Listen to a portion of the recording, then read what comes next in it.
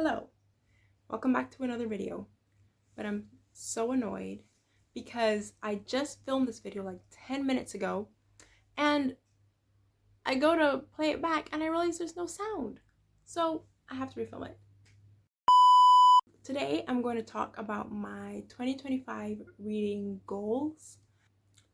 I have some books that I really want to get to in the upcoming year, and I want to discuss them and discuss why I want to read them. I have them kind of divided into 3 categories. The thing is that I'm really going into this upcoming year with intention with my reading. Like, I'm reading with intention instead of just reading for the vibes. Because usually when I go into a new year, I do tend to have like books that I'm like, okay, I want to read this book this year, but it's like, just if I want to read book A in December, then a lot of the time by January, February, I'm no longer interested in book A and I want to read book B and I never get to book A. So these books are, I don't want to read them just because they sound interesting right now. I want to read them for a purpose outside of just being entertained. Like, these are books that I kind of really want to get to. Obviously they should all be entertaining, but like, as I said, I'm reading them with intentions other than just vibes. So the categories that I mentioned are reading for entertainment, reading for self-fulfillment, and reading for understanding. The first category, reading for entertainment, the first book is The Starless Sea by Erin Morgenstern. I read her other book, The Night Circus. It's up there. Just earlier this month in December. And I enjoyed it. I read it when I was a long time ago and I really liked it. I gave it like a 5-star. Though through this reread, it was okay. I didn't love it as much as I thought I was going to. But this book is her other book. I think she's only published these 2 books. This is the one that I'm excited for because the premise of this one interests me a lot more. I've wanted to read this forever, and also I heard that this has beautiful writing.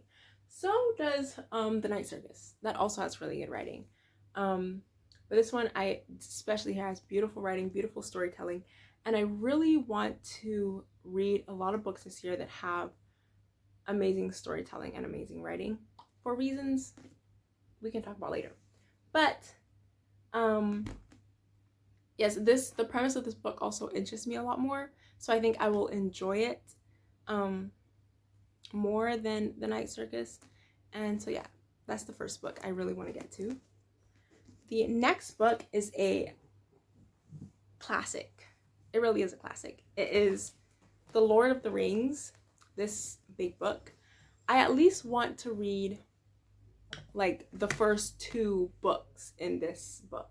I've watched the movie. I've started to read this like 3 times already. I've watched the movie, all of them, multiple times. And I really enjoy them. And so I'm like, let me, read the books. Also, this is my mother's book and she's been asking back for it, so I have to read it soon before she really puts her foot down. I read The Hobbit earlier this year, and that was my favorite book of the year. Was The Hobbit, or at least one of them. I can do a video talking about my favorite books of the year, or all the books I've read this year, but that's another video for another time. So that's that one. The next book that is in that category of reading for entertainment is The Shards. Yeah, I'm so excited for this book. This is probably the book that I'm going to pick up first out of these 3. I'm probably going to read this in January. It's supposedly scary, supposedly creepy. I love books that creep me out. And, I want to, because he's such a famous writer, I want to know about his writing. I want to know how he writes. And and what makes his books good. So that's basically it for that one. Those are my 3 for I want to read for entertainment, and I hope to learn something from them as well. Also, the second category is self-fulfillment. I also have 3 books in this category. The first one is, let me explain this a little bit. So in this category, what I'm talking about by self-fulfillment is these are books that I want to read to help better understand myself in a way. Basically, in all of my reading, I've never really read with the intention of relating to a character or relating to a story, but recently I've really had the desire to do so. And so these are books that I feel as though either because I've heard, I've seen quotes of the book, I've heard about the characters in the book, or with one I kind of read a little bit already, and so I know the vibe of the book, I feel as though are going to give me some level of self-fulfillment and relatability. The first book in this category is The Adolescent by Fyodor Dostoevsky.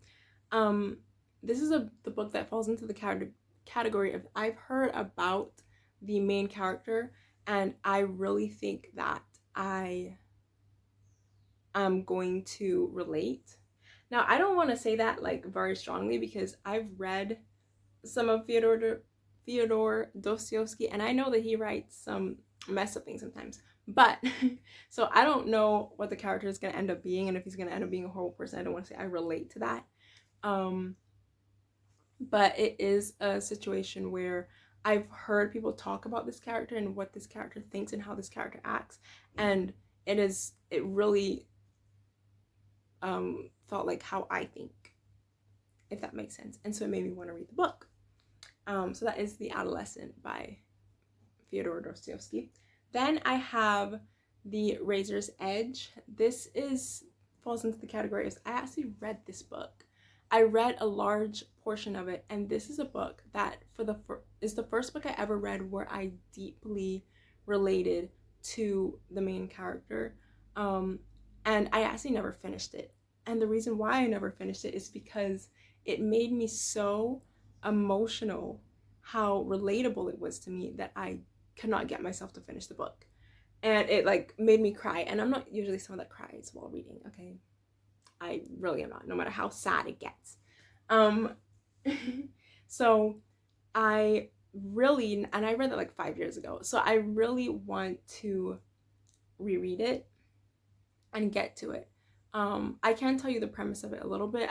This about these socialites who lived in New York in the 1920s, and the like main character, at least in my mind, he was like the main character. He leaves and goes to Paris to find himself, and he leaves his fiance, and his mind and the way that he thought and the struggles that he was struggling with were so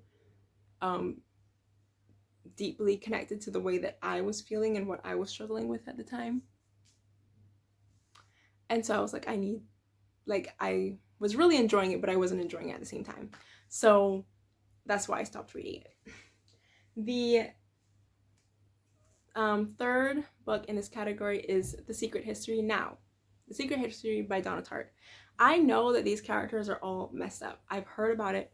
This one falls into the category, and I've heard so many quotes about, I've seen so many quotes in this book that are just wonderful or are just beautiful and literally summarize my thoughts.